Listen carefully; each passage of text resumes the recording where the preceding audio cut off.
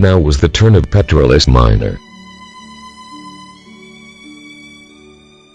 It was the fourth chakra, the heart chakra called Anahata in Sanskrit, ready to dissolve itself by dissolving the frozen shoulder that a contracted pectoralis minor had caused through all the years of keeping the shoulders stiff to a considerable extent.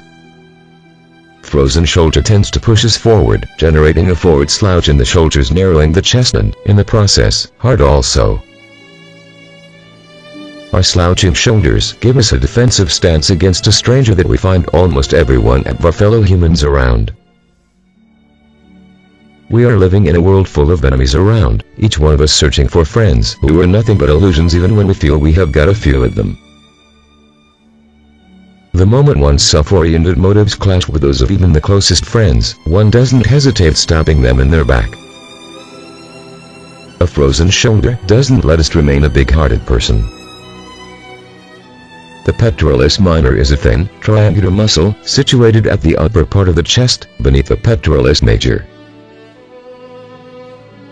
It depresses the point of the shoulder, drawing the scapula inferior and medial towards the thorax, and throwing its inferior angle posteriorly. As the chakra opened, it pushed the elbows away from touching the ribs on the outer sides of the thoracic diaphragm. The chest went wider horizontally, increasing the distance between the two nipples. The scapula in the back postured themselves a little closer to each other. Again in this maneuver too, the care was to be taken that the hips would not push them forward, as well as the thoracic diaphragm would not drop itself down or squeeze itself in, or else the entire maneuver would go distorted.